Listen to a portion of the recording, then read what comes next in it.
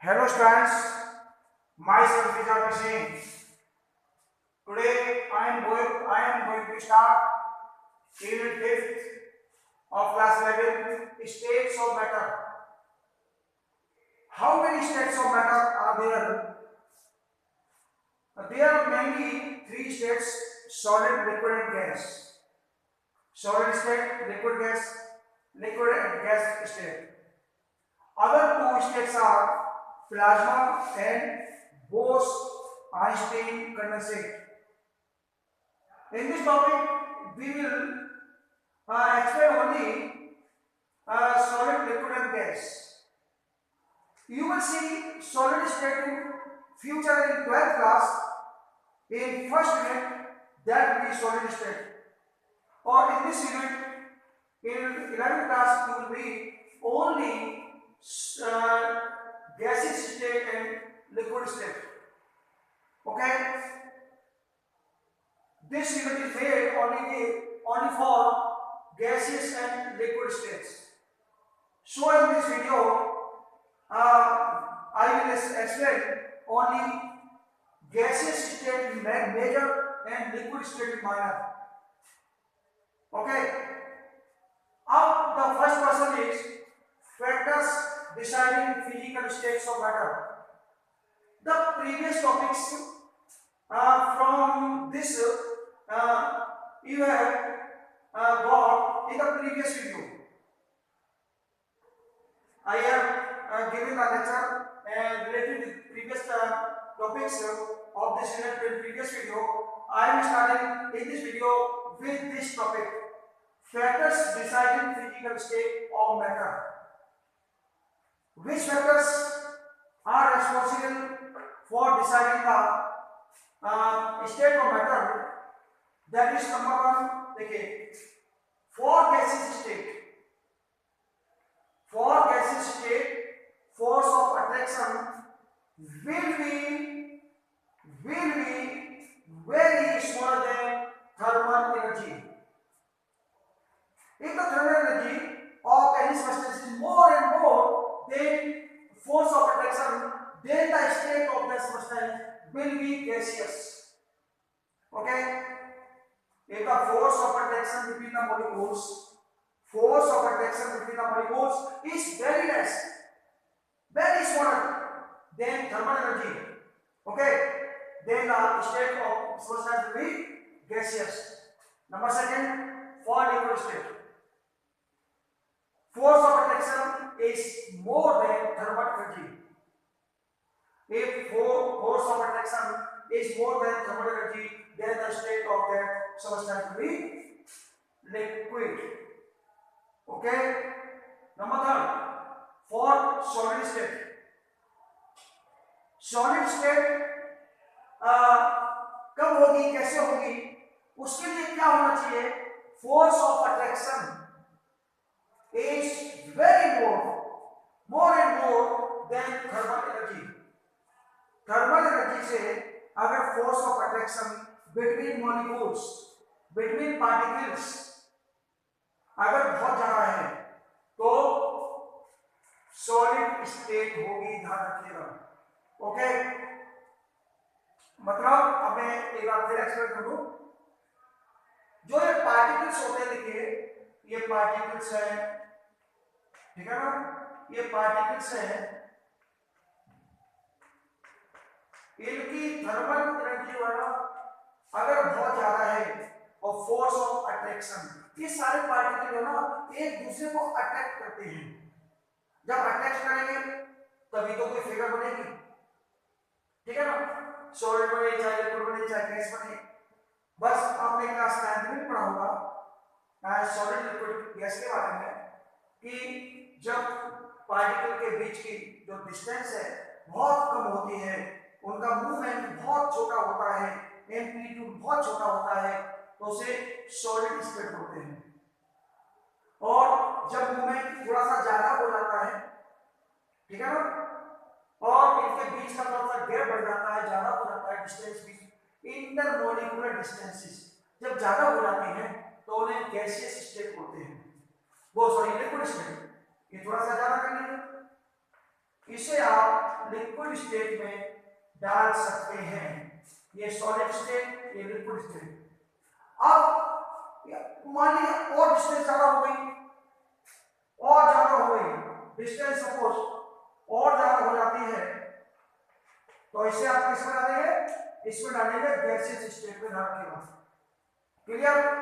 इसमें क्या होगा, जो सॉलिड स्टेट है उसके बीच में इंटरमॉलिक्यूलर जो अट्रैक्शन होगा, इंटरेक्शन होगा, वो थर्मल एनर्जी से बहुत ज्यादा होगा, बहुत ज्यादा होगा। और लिक्विड में क्या होगा, इससे थोड़ा सा कम होगा। और गैस में तो इंटरमॉलिक्यूलर अट्रैक्शन जो है ना, इंटरमॉलिक्यूलर अट्रैक्शन वो बहुत ही कम होगा, बहुत कम होगा। देखिए थर्मल एनर्जी से। अब देखिए now new topic, intermolecular forces. Intermolecular forces क्या होते हैं? देखिए वैसे तो नाम से मालूम पड़ रहा है, इंटरमॉलिक्यूलर यानी मॉलिक्यूल्स के बीच में लगने वाला बल, force. Intermolecular forces, the forces of attraction existing among the molecules of a substance. Substance कौन सा हो सकता है? गैसियस हो सकता है, लिक्विड हो सकता है, और सॉलिड भी हो सकता है। जो भी हो, are called intermolecular forces. I am reading, the forces of attraction existing among the molecules of a substance are called intermolecular forces। यानी मॉलिक्यूल्स के बीच में लगने वाला अट्रैक्शन फोर्स क्या कहलाता है? क्या कहलाता है? Intermolecular forces. अब देखिए, अगर मान लीजिए इंटरमॉलिक्यूलर फोर्सेस ज्यादा है, मान लीजिए सपोज ए और बी दो सब्सटेंस है आपके पास, ए का इंटरमॉलिक्यूलर फोर्स ज्यादा है, इन्हीं को ले लो। चलो ये ए के चलिए हम ए और बी डाल देते हैं, ए और बी। अगर मान लीजिए इसका इंटरमॉलिक्यूलर फोर्स ज्यादा है, इसका इंटरमॉलिक्यूलर फोर्स कम है, तो ये इसके जो पार्टिकल है ना वो लूजली बाउंड होंगे, लूजली बाउंड। ये टाइटली बाउंड हो गए, और जब टाइटली बाउंड हो गए तो इनको अलग अलग करने के लिए, सेपरेट करने के लिए, दूर दूर करने के लिए हमें ज्यादा हीट देनी पड़ेगी, ज्यादा एनर्जी देनी पड़ेगी, ठीक है ना, जिसके कारण तब ये जाकर के मेल्ट होंगे। ये सॉलिड अभी दोनों को सॉलिड बनाने के लिए है, वो था सॉलिड, ठीक है ना, वो था सॉलिड। अब सॉलिड को आपको मेल्ट करना है, मेल्ट करना है, उसके बाद में बॉयल करना है। अरे सॉलिड पहले मेल्ट होगा, उसके बाद बॉयल होगा। तो इस सॉलिड के बीच में मान लीजिए इंटरमॉलिक्यूलर फोर्स ज्यादा है, इसके बीच में कम है, तो इसका मेल्टिंग पॉइंट भी ज्यादा होगा, इसका मेल्टिंग पॉइंट कम होगा। मेल्टिंग पॉइंट है क्या? इन मॉलिक्यूल्स को आपको सेपरेट करना, दूर दूर करना है, ठीक है ना। तो एनर्जी दोगे, जितनी ज्यादा एनर्जी दोगे उतना ज्यादा इसका टेंपरेचर बढ़ेगा। इसका जब इंटरमॉलिक्यूलर फोर्स ज्यादा होगा, जिस सॉलिड का, उसका मेल्टिंग पॉइंट और बॉइलिंग पॉइंट भी ज्यादा होगा, ठीक है ना। तो देखिए greater the intermolecular forces do higher melting and boiling points. अब attractive intermolecular forces are known as, second one देखिए, attractive intermolecular forces are known as van der Waals forces. जो मॉलिक्यूल्स के बीच में अट्रैक्टिव फोर्स लगता है ना, उसे क्या बोलते हैं? वान डेर वाल्स फोर्सेस। ध्यान रखिएगा, क्या बोलते हैं? वान डेर वाल्स फोर्सेस। और types of intermolecular forces, types of intermolecular forces कौन कौन से देखिए? एक तो है dipole dipole interactions, dipole dipole interactions, और दूसरा देखिए लिखा हुआ है डाइपोल इंड्यूस्ड, डाइपोल फोर्सेस, और थर्ड है डिस्पर्सन फोर्सेस और लैटरल फोर्सेस। निकालिए इसमें, मैं यहां लिख देता हूं यहां पर, थर्ड डिस्पर्सन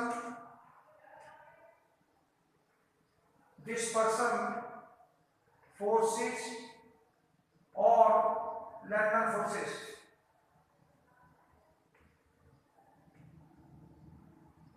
ठीक है ना। अब देखिए पहला डाइपोल डाइपोल इंटरेक्शन, एक डाइपोल के बीच लगने वाला force, these forces act between the molecules possessing permanent dipoles। ये जो फोर्स है डाइपोल डाइपोल इंटरेक्शंस, ये परमानेंट डाइपोल के मॉलिक्यूल के बीच लगते हैं। This is permanent dipole, this is permanent dipole, permanent dipole, both are permanent dipole, both are permanent dipole. ध्यान देगा, ये भी है ये भी है, दोनों ही परमानेंट डाइपोल है। और तीन आर मॉलिक्यूल्स, हाइड्रोक्लोराइड, हाइड्रोक्लोराइड या हाइड्रोक्लोरिक एसिड कह लीजिए, कोई वो मॉलिक्यूल है, these are same molecules but they are dipole। थोड़ा सा इस पर H पर देखिए, थोड़ा सा पॉजिटिव चार्ज है, क्लोराइड पर थोड़ा सा नेगेटिव चार्ज है। these are permanent dipole, और परमानेंट डाइपोल है। इनके बीच में दोनों के बीच में जो लगने वाला फोर्स है, इंटरेक्शन फोर्स है, उसको बोलेंगे dipole dipole interactions. Okay, the interaction is stronger than London forces and weaker than ion interaction। अगर मान लीजिए इनके बीच में लगने वाला जो फोर्स है, अगर मान लीजिए स्ट्रॉन्ग है, तब उसको आप लंदन फोर्स बोलेंगे, और अगर कमजोर है, वीक है, तो उसे आयन इंटरेक्शन बोलेंगे। Okay, number second, dipole induced dipole forces. इसमें क्या है, एक तो डाइपोल इंड्यूस्ड है, एक तो डाइपोल है, डाइपोल इतना देखिए डाइपोल, और सेकंड है इंड्यूस्ड डाइपोल। ये सेकंड यहां से लेकर के यहां तक देखिए, first is dipole and second is induced dipole. तो force, attraction force between dipole and induced dipole are called dipole induced dipole forces. यानी एक डाइपोल है और एक इंड्यूस्ड डाइपोल है। ध्यान रखिएगा, these are permanent dipole, these are permanent dipole, but इसमें this is permanent dipole, this is non-polar।